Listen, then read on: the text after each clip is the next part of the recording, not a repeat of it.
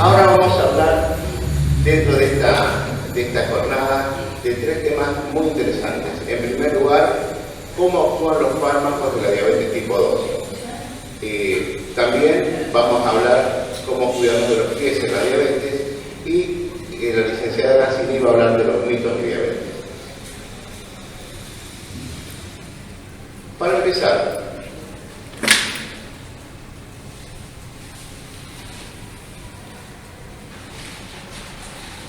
para ver cuando algo funciona mal, primero tenemos que ver, en primer lugar, como les decía, qué es lo que pasa normalmente en alguien que no tiene diabetes, cómo el organismo regula los niveles de glucosa en sangre.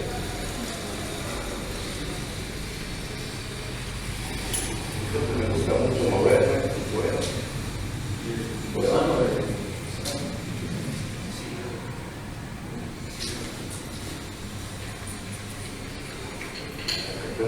Bueno, yo les quiero contar cómo funciona el metabolismo de la glucosa, o sea, qué hace nuestro organismo con la glucosa, que es nuestra principal fuente de energía, cómo hacemos para aprovecharla. La glucosa es nuestro principal combustible. Todo lo que comemos, cuando comemos papa, pan, fruta, todo eso cuando atraviesa el intestino se convierte en moleculitas de glucosa, que es nuestra fuente de energía, son nuestros combustibles, nuestra nafta. Y el páncreas produce una sustancia que se llama insulina, que ustedes conocen muy bien, que es como una llavecita que permite que pase el azúcar en sangre, que se llama glucemia, para que pase de la sangre a los tejidos. Entonces, bueno, yo les explicaba que cuando una persona come, se elevan los niveles de glucosa en sangre. Cuando se elevan los niveles de glucosa en sangre, el páncreas libera insulina. Se elevan los niveles de glucosa en sangre, el páncreas libera insulina. Tanto se insumimos de glucosa, tanto el páncreas libera insulina, y eso permite que los niveles de glucosa en sangre bajen. Hasta ahí vamos bien. A su vez,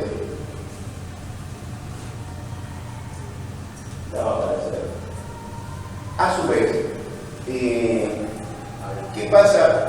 Se habrán preguntado por qué una persona que no tiene diabetes, por más que pasen 8 o 12 horas sin comer en la noche, se levanta con la glucosa normal. ¿Por qué? Si yo les dije que ese combustible, que es la glucosa, se va consumiendo, porque a la mañana las personas que no tienen diabetes tienen niveles de glucosa normal. Porque el hígado, que está acá, tiene como una reserva de glucosa. O sea, cuando los niveles de glucosa bajan de 70, el hígado responde liberando glucosa a la sangre. Es decir, que la glucosa que tenemos en sangre depende de lo que comemos, pero también depende de lo que el hígado libera cuando nosotros estamos en ayunas. Esto es muy importante porque a los efectos de lo que me interesa conocer ahora, fíjense que el páncreas hace dos cosas. En primer lugar, cuando nosotros tenemos niveles de glucosa muy altos en la sangre, el páncreas libera insulina, y la insulina hace que esa energía pase a todas las células del organismo. Y así, esa glucosa que estaba alta vuelve a estar normal. Y por otro lado, cuando estamos en ayunas, el páncreas libera otra sustancia que se llama glucagón. El glucagón es como lo que actúa distinto de la insulina. Y ese glucagón hace que el hígado libere glucosa en sangre. Así que cuando acabamos de aprender qué pasa cuando alguien tiene la azúcar alta y cuando tiene la azúcar baja, que hace el páncreas. Sí. Quería preguntar, ¿qué pasa cuando el hígado está graso? Ahora lo vamos a ver.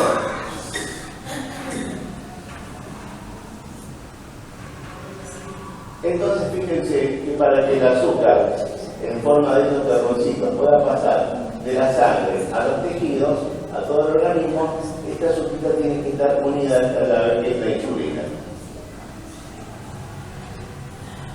Bueno, en el páncreas tenemos, ustedes escucharon hablar de las células beta, alguna vez escucharon. Bueno, yo les cuento que en el páncreas hay dos células, las células A o B, que digo es alfa o beta. Las células beta lo que normalmente hacen es producir insulina. Y la insulina, como lo les explicaba, permite que pase la glucosa de la sangre a los tejidos. Y estas células alfa producen esta sustancia que yo les conté, que se llama glucagón, y que en definitiva lo que hace es avisarle al hígado cuando el azúcar está baja para que libere glucosa al hígado. Eso es lo que pasa hacia todas las células. Pero ¿qué pasa en la diabetes? Bueno, para empezar, si tenemos, ustedes saben que cuando una persona con diabetes tiene muchos niveles de glucosa en sangre, una de las formas que tiene nuestro organismo de resguardarnos para que ese exceso de azúcar en sangre no nos dañe es eliminarlo por la orina.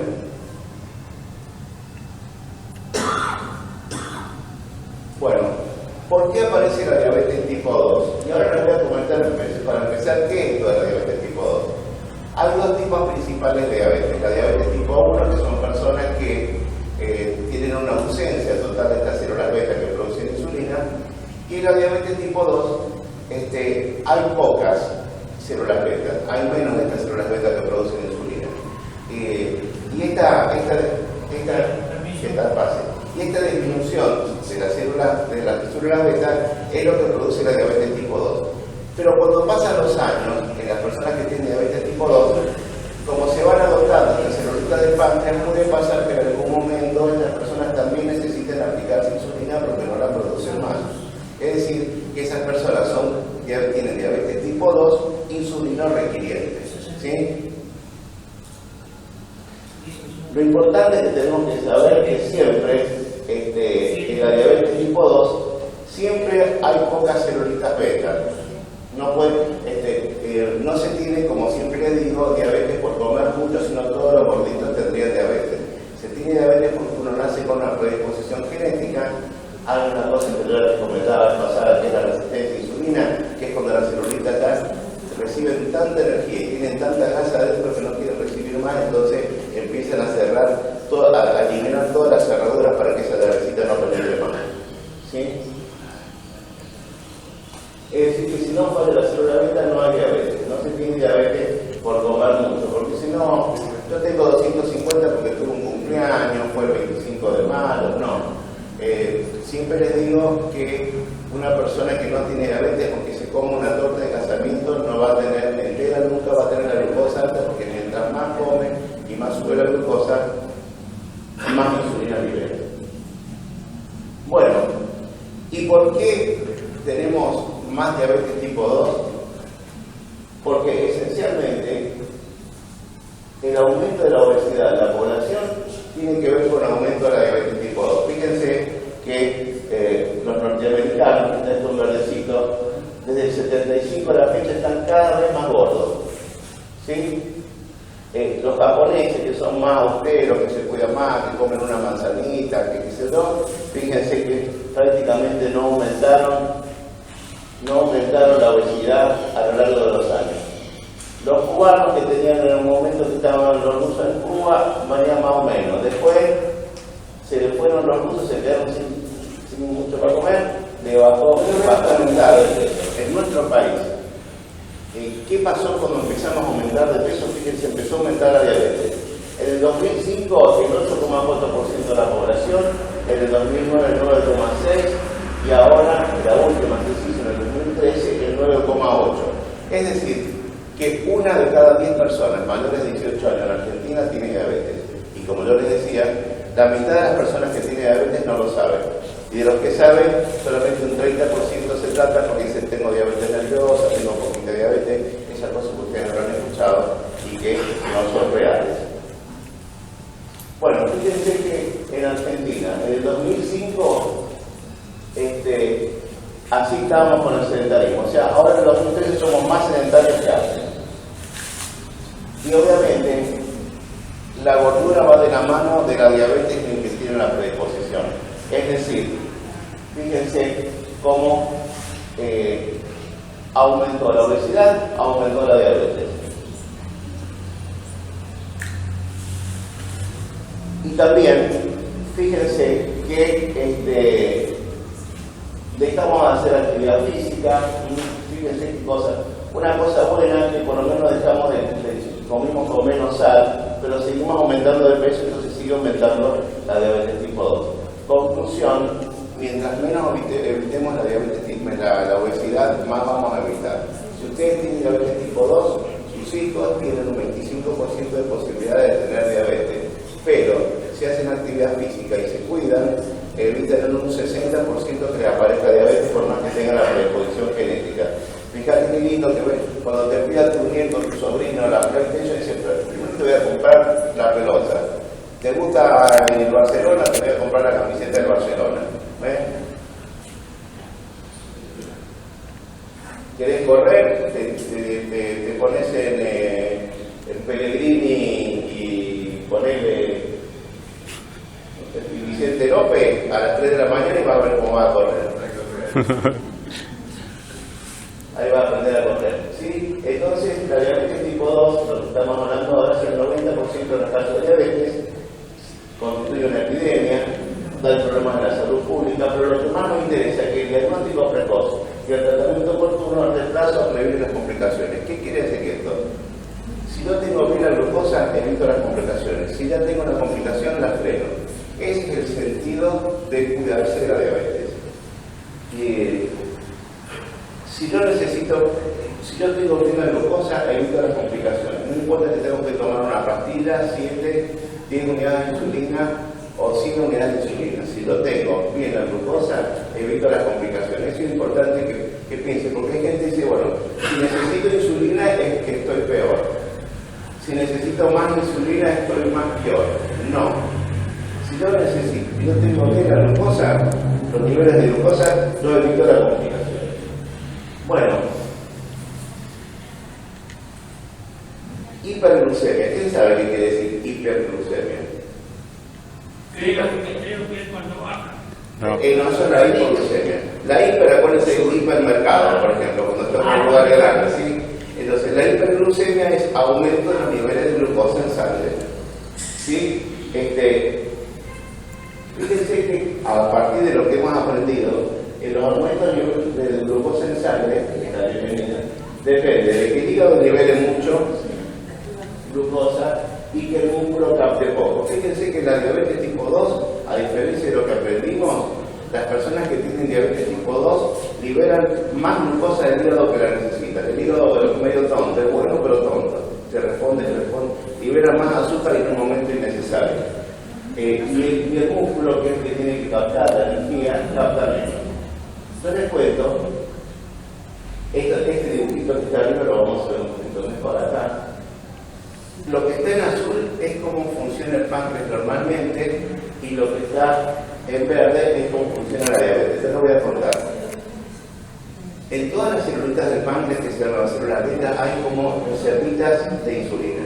Y cuando una persona come, ni bien come a los 15 minutos, se libera toda esa reserva de insulina. Así cuando la persona come, se libera insulina y se normaliza la glucosa. Los primeros 15 minutos que una persona come, después esos niveles bajan y después va subiendo un poquito. En las personas que tienen diabetes, esta liberación de insulina no se da. Entonces se libera tarde, fíjense que se libera prácticamente a la hora y media. Es decir, por eso cuando una persona tiene, por eso le damos la metformina después de almorzar, porque queremos que no suba tanto la glucosa. Por eso no la tenemos que tomar cuando me acuerdo, cuando no sé qué, la tenemos que tomar con el último bocado de morficina. Bueno, ahí bueno, pero para eso estamos acá. Bueno, pero por eso es lo interesante de estar acá. A menos que esté combinada, cuando viene la pastilla combinada sí se puede tomar antes. Entonces, yo les cuento, bueno, me alegra entonces que haya venido, porque es la primera vez que viene, ¿no? Sí. Bueno, bienvenido entonces, ¿sí? Y la señora, Mi esposa. su esposa, bienvenida porque el conocimiento ayuda. Bueno, nosotros antes, cuando abrimos la facultad, ni sabíamos que estaban estas células alfa, estaban estas células beta, y sabíamos que las personas que tenían una cantidad de células beta que después van desapareciendo y aparecía la diabetes. Ahora sabemos que las personas con diabetes tipo 2 tienen dos situaciones. Por un lado, tienen muchas células alfa, esas que hacen que el hígado libere glucosa, y tienen pocas células beta. Entonces, esto es lo que pasa cuando una persona cuando una persona sin diabetes come, fíjense lo que pasa con los niveles de glucosa. Cuando comen, ahí está la ingesta, cuando comen algo, comen solo un poquito los niveles de glucosa y como el organismo libera insulina, rápidamente los niveles de glucosa bajan. Fíjense que cuando una persona come, pasan dos cosas. Primero se libera insulina para bajar la glucosa y por otro lado, ese glucagón que yo pensé que estaba alto cuando estábamos en la luna, ni bien comemos, el glucagón ya no lo necesitamos más, entonces el páncreas lo deja de producir. Entonces fíjense, cuando una persona come, este glucagón baja. Esto es lo que pasa en alguien sin diabetes. En alguien con diabetes, al tener poca insulina, cuando come, le sube mucho la glucosa. Por un lado. Por otro lado, yo le expliqué que tiene poca insulina, entonces se libera poquito, pero fíjense lo que pasa con el glucagón. En vez de bajar, sube. Eso quiere decir que cuando una persona con diabetes le sube la glucosa, no solamente le sube la glucosa porque tiene poca insulina, sino que le sube la glucosa también porque el hígado libera glucosa de más, porque produce glucagón de más. Entonces fíjense que en una persona sin diabetes es muy poquito lo que se libera por parte del hígado de glucosa, mientras que fíjense lo que vemos en rojo, qué enorme cantidad de glucosa se libera. Es decir, que nosotros cuando vamos a hacer un tratamiento de la diabetes tenemos que tener en cuenta esas dos cosas. Por un lado, liberar más insulina y por otro lado, que el hígado inhibir esa liberación excesiva de glucosa por parte del hígado.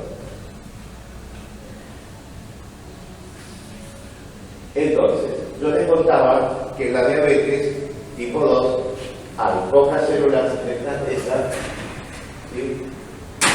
Es decir, que producen poca insulina y hay muchas células alfa que producen glucagón en exceso y hacen que el hígado haga subir la glucosa.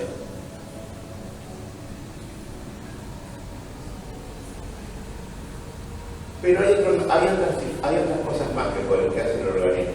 Ustedes saben que cuando nosotros comemos en el intestino hay unas celulitas que avisan que está llegando glucosa y preparan al páncreas para producir más insulina. Se llaman incretinas, nosotros llamamos, como incrementan la glucosa en la sangre, la llamamos incretinas intestinales.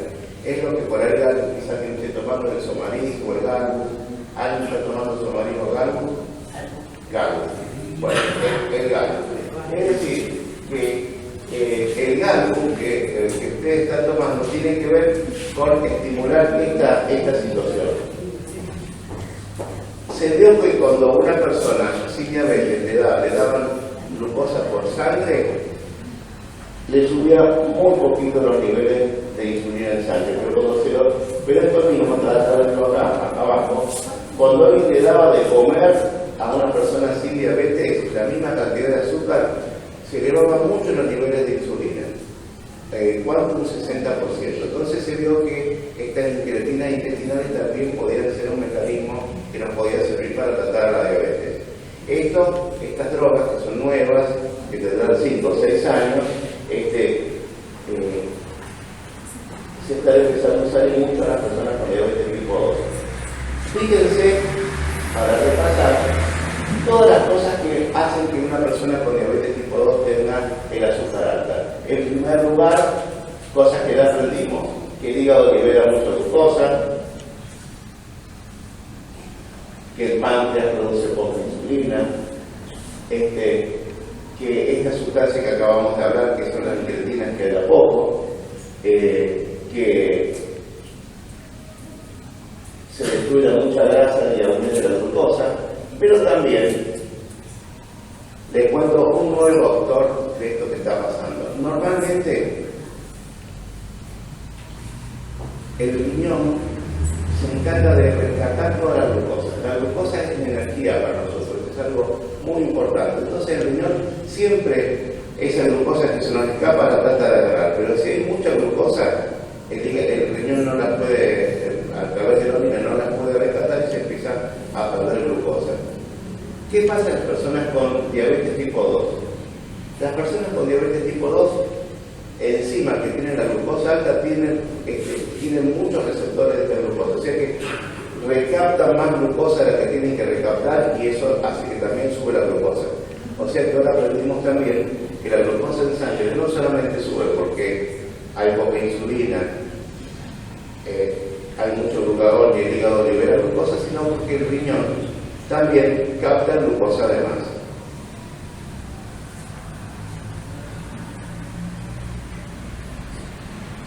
Estos, algunos aporcinan de acá. Bueno, esto es un fármaco nuevo que lo que hace es inhibir a esta captación de glucosa en el riñón excesiva.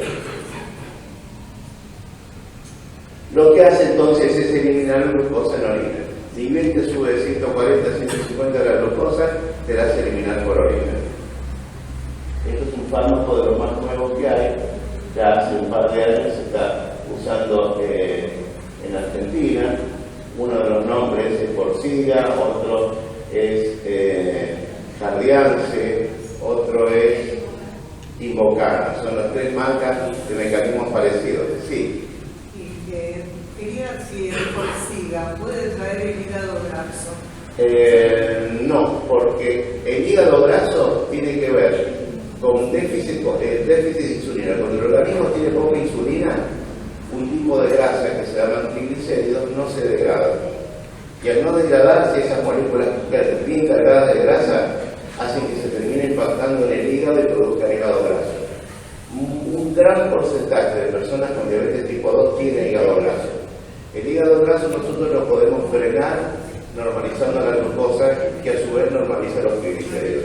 Es decir, que el que tiene hígado graso, hay medicamentos que lo puede curar. Hígado graso, que es la pioglitazona, pero como a su vez aumentan los niveles de fracturas después de la menopausia y da otros problemas en los hombres, porque son cristalitos que hacen que, por eso no, la verdad que no es una cosa que estemos usando tanto. De esas familias que yo le decía de glitazona, que ahora vamos a comentar, de las tres que había quedó una sola, la otra ya no la autoriza más y la autoriza por receta archivada porque la verdad que tenemos que darle mucho cuidado. Gracias, doctor, esa era mi duda.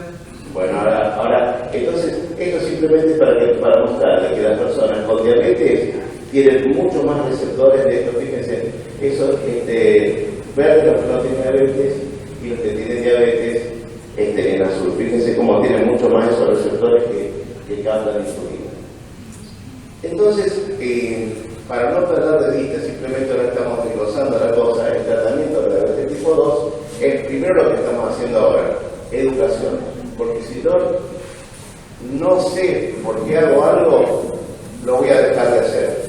Si uno no sabe por qué hace, dice, me cansé, no quiero tomar más. O puede decir, yo lo tomo a la mañana todo junto y además.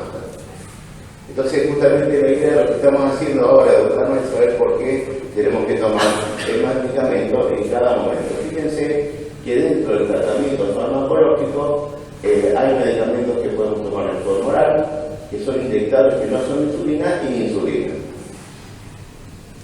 Bueno, una cosa importante en la diabetes, que van a ver que nosotros hace 4 o 5 años le decíamos todos tienen que tener la hemoglobina glicosilada de menos de 7.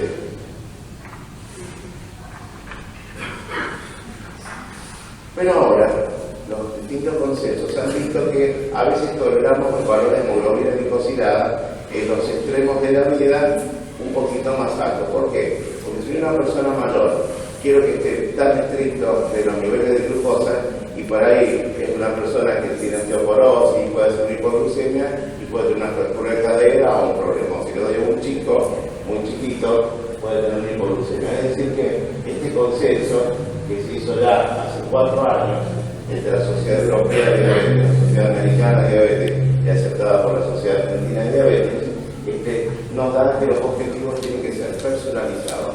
Cada uno tiene su objetivo. Es decir, que el objetivo que yo le doy a usted, a usted, a usted, a usted, es distinto. Eso es importante saber. ¿Sí? Entre los 14 y los 65 años, mi objetivo va a ser que sea menos de 7 de hemoglobina glicosilada. Pero por ahí, más allá de eso, el objetivo puede variar. Entonces, ahora vamos a aprender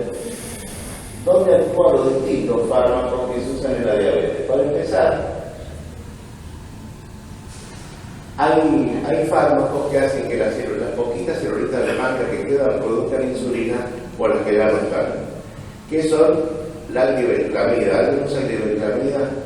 La glibenclamida, ¿sí? Puede ser la glimepirida, alguien que te puede usar el Glemas, o puede usar ¿qué es su nombre comercial? Alamarí, ¿sí? Esas son, o el Educón, esas son pastillas que lo que hacen es que las poquitas del pan, células que hay del páncreas, produzcan insulina por las que ya no están. La metformina, ¿quién usa metformina acá? La mayoría. ¿Por qué? Porque la metformina es una sustancia que ahora está es una sustancia que tiene 63 años. Es una sustancia, pero aún sigue siendo la primera elección en todo el mundo, la metformina. Es como Lázaro Báez, que a veces encuentra más propiedades. No solamente sabemos que baja la glucosa, sino que baja los niveles de grasa en sangre, disminuye el infarto, va a ayudar un poquito a bajar de peso. Por eso lo usamos tanto. Hay otras sustancias que no se usan tanto, que prácticamente lo usamos muy poco, ¿no? Y son sustancias que inhiben la absorción de la glucosa por parte del estómago, pero como dan muchos gases, problemas digestivos, la verdad que han caído mucho en desuso. Hay medicamentos como la pioglitazona, lo que estamos usando a veces en hígado graso, que lo que hace es aumentar estas cerraduritas. ¿Se acuerdan que yo decía que si la insulina es una llave, los receptores de la insulina en las células son como cerraduras, aumenta las cerraduritas, digamos así, y hace que el músculo capte más glucosa. Y finalmente, esta dapaglifosina, que es la droga primera de uso que inhibe que se capte de más la glucosa por parte del riñón. Fíjense, la primera generación, la glibenclamida, ¿sí? Omití algunas otras. ¿Cómo se llamaba el actor por Ramírez, que no está nombrada acá? Estas drogas como el glucón, ¿quién usaba el glucón? Ustedes. ¿Qué más usa el glucón o Glemas? El Glemas. Bueno, de esta familia, esto deviene de un antibiótico. Antes se le daban esto a los tuberculosos, que cuando se le daban siguen igual de tuberculosos, pero le bajaba la glucosa. Le dicen, usémoslo. Y así fue como se empezaron a usar de esta familia. Después, la metformina, fíjense, 1957. ¿Cuántos años son 1957? 59 años, ahí está. 50 y pico, más un poco. 50, No, 55 años no. 59, ahí está. Un montón. Bueno, desde hace 10 años esa se sustituyó a lo que yo le decía, que ahora no lo que queda es la pioglitazona, las demás ya no se usan más. Hay otras sustancias parecidas a la sulfonilurea, que también aumenta la producción de glucosa por parte del páncreas, ahora licenciado Artigo, que se llama la metformina, la repaglinida. Y finalmente otras sustancias nuevas que ahora les voy a comentar. Entonces, ¿cómo actúa la metformina? Que la mayoría de ustedes está usando. La metformina actúa entonces, primero, inhibiendo la liberación excesiva de glucosa por parte del hígado. Por un lado. Por otro lado, aumenta la recepción de la glucosa de los músculos. Y por otro lado, también inhibe la absorción de glucosa en el intestino. Por eso, cuando empezamos a tomar metformina, a veces podemos tener problemitas digestivos, la pancita que se puede hinchar, el flojito del cuerpo. ¿Por qué? ¿Por qué se da flojito del cuerpo? Porque como esta metformina también inhibe la absorción de la glucosa en el intestino, entonces hay gente que al principio no lo tolera o que por ahí pasa un tiempo y sigue sin tolerar, tenemos que bajar la dosis y darle otra. Por eso la metformina, que se puede dar hasta 2000 miligramos por día, algunos le damos 500, algunos le damos 500, 50 o 1000, 1 o 2 por día, según cómo lo toleres. Porque es una fármaco que anda muy bien. Yo estoy tomando 2 gramos por día. Exactamente. Entonces, con los 2000 miligramos que está tomando, los 2 gramos, es una dosis que nos garantiza que esta producción excesiva de glucosa se elimine. Después, yo les estaba contando, esta ya casi está en desuso, la controlada, pero la libertad es la que más, es la que más estamos usando junto con la biometría. La biometría se libera a lo largo de más o menos unas 6 horas, la biometría a lo largo de 12 horas, la glificida y la glicativa son un efecto bien corto. Así que según la conveniencia y la posibilidad de cada prepago o obra social, nosotros lo vamos dando. ¿Y por qué asociamos que nosotros los diabetes le decimos fresco y batata? ¿Por qué asociamos tanto la metformina con el glucón, con el demás? Porque estamos combinando dos efectos. Por un lado, con el glucón, con el demás, lo que hacemos es que el páncreas produzca más insulina, y por otro lado, con la metformina hacemos que el hígado lo nivele de más. Por eso la usamos tanto esta combinación.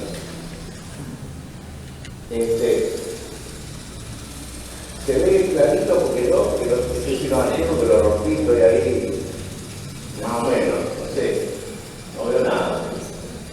Pero esencialmente, entonces, ¿qué efectos adversos pueden tener? Por ejemplo, el glucón. El problema es, si yo lo tomo en un momento inadecuado o lo tomo sin comer nada, me puede bajar mucho la glucosa.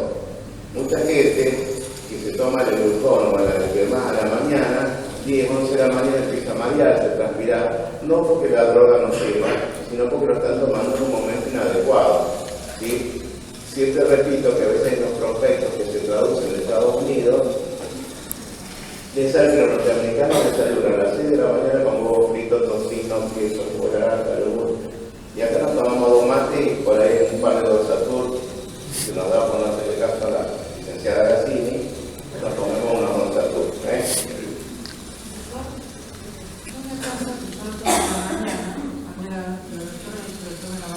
¿Cuándo? Y al mediodía yo como y de pronto se tiene un frío. Bueno, ahora entonces, vamos a aprender que el glucón lo tiene que tomar media hora antes de almuerzo. ¿Usted cuánto toma por día? 1 de la mañana y 1 de la noche. Bueno, ahora aprendió en la charla que tiene que tomar media hora antes del almuerzo y media hora antes de cena. ¿Por qué? Porque el prospecto puede decir a la mañana, pero por lo que yo le explico, en Estados Unidos desayunan de una forma distinta de la que desayuna usted. Por lo menos yo no desayuno con huevo frito y esas cosas. Entonces por eso no es que la droga le haga mal, sino que le está bajando la glucosa porque está tomándolo en un momento inadecuado. Por ejemplo, tomando té de almuerzo y de cena, y va a ver que va a andar bien. Y quede usted contarle o no contarle a la colega. ¿Sí? Bueno, hay un nuevo grupo de fármacos que se inyectan, que no son insulina, pero que se inyectan, que lo que hace es que el intestino ayude a producir más insulina. Palabras más, palabras menos. ¿Sí? Uno se llama Senatide y otro se llama liraglutide. Son medicamentos que se inyectan, lo usamos en personas gorditas. Tengo un par de personas gorditas muy amigas que ahora que Papi lo está por autorizar, se las voy a dar para que esté atento. ¿Sí? Esencialmente lo que hacen es aumentar los niveles de insulina. Se usa solamente en diabetes tipo 2, no se puede usar en diabetes tipo 1. ¿Sí? Entonces, así actúa el Galbus o el Somarizo. Estas sustancias que están en el intestino que aumentan la producción de glucosa duran normalmente 2 a 3 minutos. Después hay una enzima que lo destruye, una sustancia que el organismo la destruye. Entonces lo que se hace con el Galbus, por ejemplo, que están tomando ustedes dos. El Galbus lo que hace es inhibir a esta sustancia que destruye galbus, que sería esto, lo que actúa en esta, vamos a volver para atrás, ¿sí? Normalmente esto destruye a esta sustancia que produce insulina. Entonces, como actúa el galbus, lo bloquea y hacia esta sustancia, que no les quiero complicar la vida, pero ustedes más que vemos nosotros aumenta la cantidad de insulina, aumenta los niveles de sangre. Bueno, y ustedes habrán visto que asociamos mucho el galbus o el somalis con metformina. Es una medicación que se asocia muchísimo. Es decir, que nosotros podemos hacer varias combinaciones de fármacos sabiendo, como ustedes ahora ya saben y aprendieron, cómo se pueden usar. Es decir, que yo puedo asociar el glucón que produce insulina con el galbus que actúa, o el galbus o la beta-gliptina, o el somalis, otro nombre comercial de la beta-gliptina. Yo puedo aumentar los niveles de producción de insulina. Con la metformina voy a ayudar que el hígado produzca glucosa de más en el hígado. ¿Vamos bien hasta ahí, chicos? Bueno. Doctor, yo tomo una medicación que pensaba que el galbus era el nombre del vitagliptin. Vitagliptina, sí. La vitagliptina es un nombre comercial de somalis o galbus. Eso. Entonces, pero yo les había comentado que muchas veces, hagamos lo que hagamos con el tiempo, van desapareciendo las celulitas del páncreas que producen insulina. Si yo me cuido con la diabetes, ese retraso es más lento.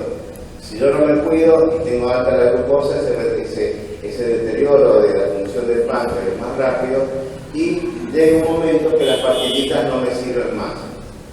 A veces pasa que yo le digo, bueno, mire, estuvimos 10 años tomando las pastillas y ahora yo veo que con las mismas pastillas usted tiene la glucosa alta. Y eso no es porque comió 3 empanadas de más y 25 de más dulce, sino porque el páncreas no tiene más celulitas. Entonces me dice mi doctor, yo estoy tomando de las 7 pastillas, denme más, porque yo insulina no, porque la vieja de la vuelta se pusieron insulina y no sé qué, y aparte me va a doler. Bueno. Entonces, si yo me hago un licuado de pastillas, no van a tener dónde actuar. Yo siempre lo comparo como si yo quisiera andar rápido teniendo la nafta y no teniendo el auto. Si me tener 60 litros, tengo 200 litros de nafta y no tengo el auto, no voy a poder andar rápido. O sea, llega un momento que decimos, bueno, vamos a tener que hacer una cosa terapéutica. Y yo les pregunto, ¿pasar insulina estar más grave? No. Es una terapéutica más. La insulina es una terapéutica, no, Gracielita. Bien, muy bien. Hola, ¿qué tal? Sí, si me lo permite, Graciela, como tantas pacientes que hace tantos años tenemos el gusto de aprender, al principio usaba pastillas y después conversamos y se pone insulina y andaba para hacer gimnasio. Entonces, es importante saber que todos somos insulinodependientes, todos necesitamos insulina para vivir y el que no la produce se la tiene que aplicar. No habla de gravedad de la diabetes, ¿estamos claros? Bueno, si viviéramos en Noruega, ponele, yo tengo 2 caminos cuando a una persona las pastillas no le andan más. O paso insulina o paso a la otra liraglutida, esta sustancia que también se inyecta. ¿Sí? Las personas que están gorditas y ya tienen lo que nosotros llamamos fracaso secundario evolucionalmente oral, el ciclo de las pastillas, no sirve más, no porque la persona fracasó, porque el páncreas fracasó, no la persona. ¿Sí? Porque a veces dicen, no, ahora doctor, mire, voy a caminar, se acabó la joda, voy a caminar, voy a comer lechuga, los que coman lechuga, doctor, yo antes comía como un pajarito, con la cabeza dentro del plato, ahora voy a comer como un pajarito, pero poquito. Y no tiene nada que ver porque si no tenés celulitis, por más que comas lechuga, las pastillas no tienen dónde actuar. Tengo 2 caminos. Empiezo con la insulina, que lo que vemos es que tenemos un promedio de aumento de 3 kilos cuando empiezo con la insulina, o con esta glucosa, que tenemos un promedio de peso de 3 kilos a 28 meses que se hizo este estudio. ¿Sí? Esta vitamina que yo le digo que se inyecta hace varias cosas. Primero, estimula la producción de células beta, ayuda a que estas células beta puedan volver a reproducirse.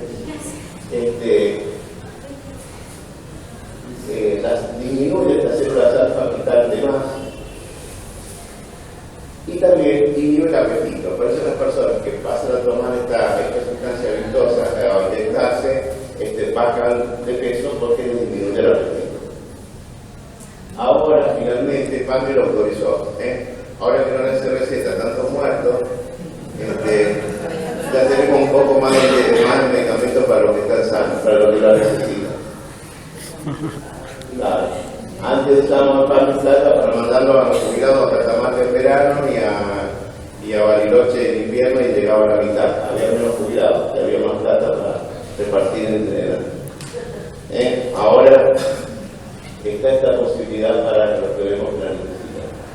Y esta es la panfosina, que es la sustancia que es Forxiga, es la sustancia que estamos procurando que sea autorizada está incluida en la ley porque es tan nuevo que la ley de gases todavía no está incluida.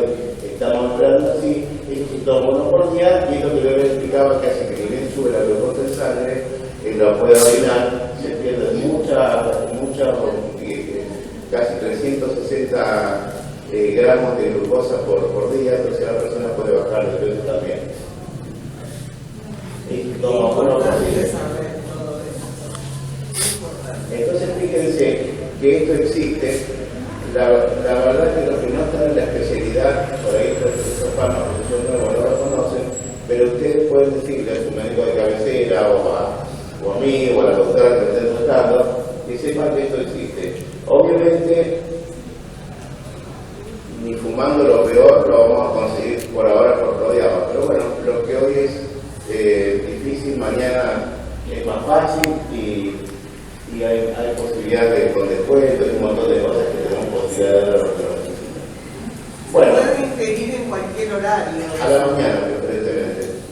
Porque como hace orinar, no más vale orinar de día. Ahora me doy cuenta de algo, ¿ves qué importante es venir aquí? Bueno, un gran gusto, justamente porque nunca tomen diuréticos a la noche. Si toman un diurético a la noche, lo que van a hacer es levantarse medio de la noche. La idea con el diurético es que lo tomen de día o de tarde. A veces quien necesita 2 diuréticos, pues tomará a la mañana y a la mediodía. No tomen un diurético al Fitacix o a la noche porque te hace orinar. Bueno, y acá la insulina. Hoy, por fortuna, tenemos muchísimos tipos de insulina, muchísimos tipos de combinaciones, y nosotros, según la actividad de cada persona, la edad, la actividad física, la actividad laboral, nosotros vamos asociando y regulando según las necesidades. Hay unas que actúan muy rápido, muchos de los que están... ¿Quién usa Humalog?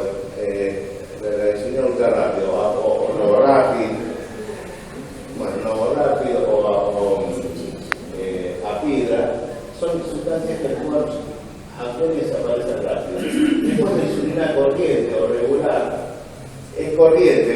Nos pasó una vez que en la federación que alguien no sabía ni que existía esta insulina, entonces se tenía la glucosa antes se ponía y fue corriente, decían que íbamos a conectar a los ¿sí? Se llama corriente porque es incomún, es insulina común porque es la primera insulina que existió, por eso se llama corriente. Es la insulina que tiene la etiqueta amarilla. La más común, la NPH, que es el Humulin, el Insulatán, el Insuman, son insulinas que duran habitualmente 16 horas. Y después hay insulinas lentas, como la de Temil, que el nombre comercial es Levemir, o la de Alipina, que el nombre comercial de Lantus, son sustancias que se liberan a distintas horas y nosotros vamos a asociarlo. Es decir que si yo uso insulina, no soy insulino dependiente, puedo ser insulino requiriente. Es decir, que si yo usara insulina, tendría la glucosa antes, aparecería complicaciones. Esto simplemente para contarles cómo varía, porque dice, yo tengo diabetes loca, quedan locas, pero tu diabetes no es loca. ¿Por qué? Porque hay una cosa que se llama variabilidad de la glucosa. Si yo me pongo, ¿quién está usando insulina de acá? Bueno, ustedes habrán visto que ustedes se ponen la insulina en el mismo lugar, en el mismo momento, y comiendo lo mismo, y un día tiene 78, y el otro día tiene 146, y el otro día tiene 155. ¿Por qué? Porque esto se llama la variabilidad de la insulina. Independientemente de los nervios, de lo que comamos, lo que sea, comiendo lo mismo, poniéndose en el mismo lugar, la misma cantidad de insulina siempre va a variar. La que más nos varía es la NPH. La NPH, por esta es la duración de la insulina, que las rápidas empiezan a actuar 15 minutos, duran 3 a 4 horas, la NPH dura hasta 16 horas, empieza a actuar a las 2 horas. Y acá una cosa importante para el curso de insulina, es decir, no, mire, doctor o doctora, yo como tenía 80 de glucosa a la mañana, no me puse la insulina, porque me da miedo que me baje. Hay que ponérsela siempre, porque la insulina que yo le pongo a las 8 de la mañana, como vemos acá, la NPH empieza a actuar a las 2 horas. Y es decir, que si yo no me pongo la insulina indicada a la mañana, a la noche voy a tener la azúcar alta. La azúcar alta, que ustedes ya saben que me estoy expresando mal, es glucemia o hiperglucemia, aumento de la glucosa en sangre. Entonces, la cantidad de insulina que me aplico de la basal, habitualmente lo hacemos que sea siempre la misma. Una pregunta, doctor. Sí. ¿Hay que poner el horario? Qué importante lo que me pregunta. Imagine, por lo que yo le estoy mostrando acá, supongamos que en vez de ponerse la insulina NPH a las 8 de la mañana, se fue de parranda, qué sé yo, de repente abrió los ojos y eran las 12. Claro, por eso. Si usted le pone la insulina a las 12, va a pasar varias cosas. En primer lugar, la insulina que usted se puso la noche anterior no le alcanzó. Es decir, usted ya va a tener la glucosa alta. Y en segundo lugar, se van a mezclar los efectos de las 12. Claro, lo que pasó, sí. Es decir, que si usted retrasa el horario de aplicación, en un momento del día vamos a tener más insulina, más concentrado y más chance de tener hipoglucemia, y en otro momento del día va a tener la glucosa alta. Por eso es importante respetar los horarios. Los horarios, entonces vamos a poner a las 9 de la mañana, vamos a ponerle de Claro, 20. a las 8 más o menos media hora y a las 20 más o menos media hora. A las 20, a la noche a las 12 horas la de las piernas. Entonces, en ese caso, supongamos que usted se fue a una fiesta y se despertó así. Entonces, en ese caso, más fácil controlar y corregir con la tabla que nosotros damos de la correctiva que ponerse la basal, porque ahí le va a hacer puede hacer una hipoglucemia. Lo ideal es siempre cumplir con los horarios. Hay que ponerse el horario, como las pastillas. Hay que ponerse el horario, como las pastillas, exactamente. Bueno, y hay una nueva, que es esta insulina de Ludet, que es el nombre comercial ¿cómo era? Expresiva, que son insulinas que se liberan más lenta. Originalmente las habían programado para dar 3 por semana, después la FDA, que es lo que regula los alimentos y medicamentos de Estados Unidos, no la aprobó, y empezaron a hacer alguna alquimia para dar una vez por día, pero bueno, tenemos que darla con mucha precaución porque dura casi 42 horas en sangre. Bueno, y para finalizar, entonces, en primer lugar, las metas, es decir, cuánto tengo que tener de glucosa en sangre, lo tenemos que programar con nuestro método. Yo voy a tener distintas metas según la edad de la persona. Siempre plan alimentario, ejercicio, educación diabetológica, siempre. Pero a diferencia de lo que pensábamos antes, nosotros hace muchos años decíamos que al gordito empezamos a darle el glucón, al flaquito de glucón y al gordito metformina. Ahora no. Todas las personas que tienen diabetes tienen que empezar el tratamiento con metformina. En primer lugar. En segundo lugar, otra de las cosas que nosotros hacíamos antes, cuando no se conocía tanto la fisiopatología, decíamos que teníamos que empezar 2 o 3 meses antes con el plan alimentario y lo que las recomendaciones es que ni bien que tiene diagnóstico de diabetes sea plan alimentario, actividad física y fármacos. Es decir, que eso que tengo diabetes y me está manejando con plan alimentario y caminata no va más, no tiene que ver con lo último que se está haciendo y las recomendaciones en base al trabajo científico que se está haciendo. El primer fármaco tiene que ser la metformina y el segundo fármaco puede ser cualquiera. A veces podemos dar según las posibilidades, porque yo digo, mire, está un fármaco que es nuevo, pero me dice, mire, doctor, sale 800 pesos, todo bien. Entonces, bueno, te voy a dar esta. Es decir, que prepagas obras sociales que cobran más, otras que cobran menos, algunas que podemos apretarlos un poquitito con cartas o cosas y otras que no. Es decir, que eso depende. La metformina, la dosis máxima son 2.000 miligramos o 2 gramos. La dosis máxima de glebetramida son 15 miligramos o su equivalente 8 miligramos de Gremas o de mefirida. La dosis máxima de metacristina, el Gremas 4 se puede tomar hasta 2 por día.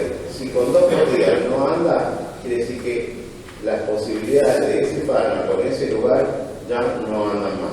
Por eso, si toma más, no tiene sentido, pero en realidad se va a hacer mejor el farmacéutico que usted. La cantidad de insulina también son dependiendo de las personas.